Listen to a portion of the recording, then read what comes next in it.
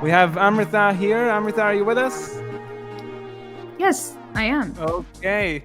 Good to have you. Amritha has been a product leader at places like Amazon and Wayfair. You have a screen to share with us. Here it is. Awesome. I'm going to let you have the stage and I'll show up soon. Thank you very Sounds much, Amritha. good. Yeah. Hey everyone, I'm Amritha. I'm here to talk about how we can strategically determine which problems need an LLM investment. A quick introduction about myself. I have decade experience in building product solutions across companies like Amazon, Wayfair, Rubrik, to name a few. I have built product solutions in data exploration, ingestion framework, and as well as international supply chain platforms. Today, companies face a challenge of determining we have all these list of problems. Should we deploy LLM as a solution for all these problems? I face similar situation, and I've come up with a framework that helped me determine what are the key factors that we need to keep in mind when making such investments. In this session, I'll quickly run down the framework and give you examples into how I have applied this framework. So, the key value framework or the LLM value framework that I call it as is basically around focusing on what is the accuracy that a particular problem um, requires when we build any solution there, and also can we try the impact of this solution to the key business metrics. I know when we are looking into designing a solution for any given problem, we talk about understanding what is the business problem here, why are we solving this, what is the need to solve this currently. Those are still relevant. In addition to that, it would be great if we can apply a LLM focused framework wherein you determine this is the list of accuracy or this is the accuracy threshold that we need, and here is how I would tie the impact driven by LLM to my business need, and also dive into understanding what is the infrastructure cost that would I would incur to either build the LLM. Do I have all the data that I need? And what does the LLM infrastructure look like? Whether to build, integrate with the LLM or integrate with my applications. One of the use cases that I use this framework is about how do we get PII information, and I think all of you can relate to this because every organization faces this challenge that we do not want the customer PII information to be shared downstream. Let's say you are a product manager or you're a leader who is solving problems about, let's say you want to build a music recommendation system for your customers, and in order to do this effectively you're going to interact or share your data sets with the third party playlist.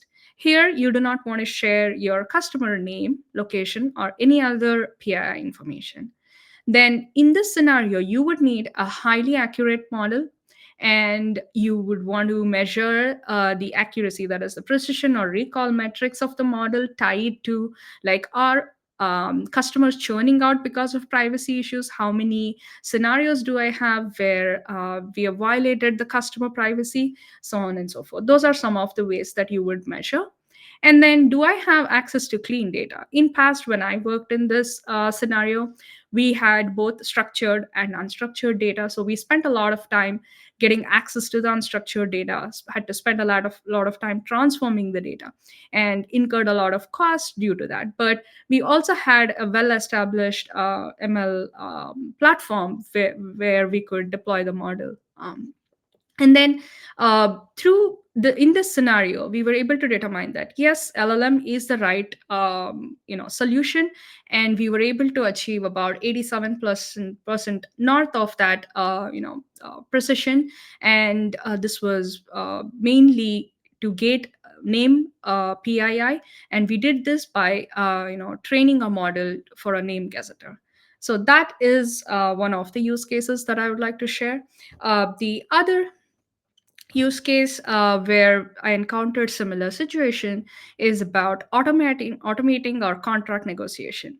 So if you're in any like part of any vendor management teams, you are well aware that you would have to negotiate periodically like contracts with your suppliers, with your vendors.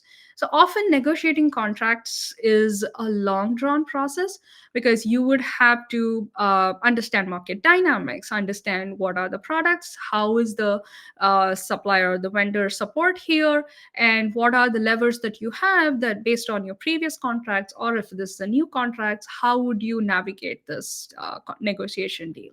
So in those scenarios, it is because of the time constraint and because of the legalities, it's extremely important any solution that we build has quite high accuracy. And it's always very hard to tie a solution that you build to a metrics which says that okay, here is an LLM that gives the X input, but can I, what did it reduce into? Did it reduce my time to negotiate, or did it reduce in ability to churn out quicker contracts, if smarter contracts? What did it lead to? That's hard to determine. And also there's all with respect to data and infrastructure, there's always a requirement of quite diverse data. And again, this goes much deeper into like as you start dealing with country jurisdictions and any local legal data that you need.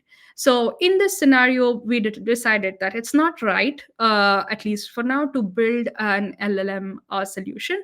Rather, we went down the path of building a standardized contract template system, and that set foundation to build a consistency around how does our contracts look like, so that we can eventually build a contract or negotiation assistant AI that enables our vendor management team to get insights on, let's say, one of the countries that we operate in. And then based on that, we would improve or extend it to other countries. So that's the thought we enabled here.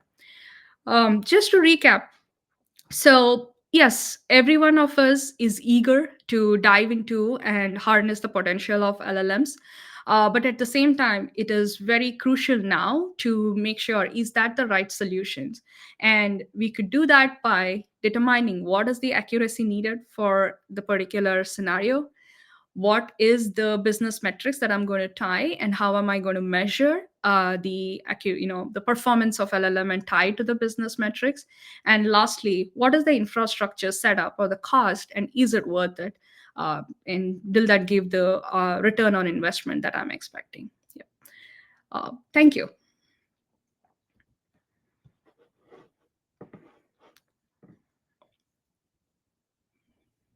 See, why am I here? Okay, Amrita, thank you very much.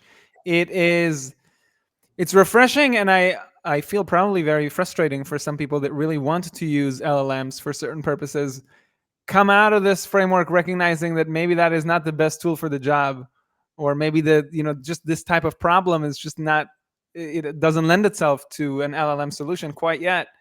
um, it feels like you probably have to manage people's expectations and feelings, and it's not that easy to use a framework like this. But at least if you turn it into a framework, it's not just one person's hunch, right? It's a little bit more robust. So yeah. Agree. Yeah, it provides a structured thought process. This is not like a magic bullet, but it Yeah. definitely adds to it, saying that hey, we understand these are the parameters against which we are evaluating our solution, in addition to any nuances that comes with that particular problem that you're solving.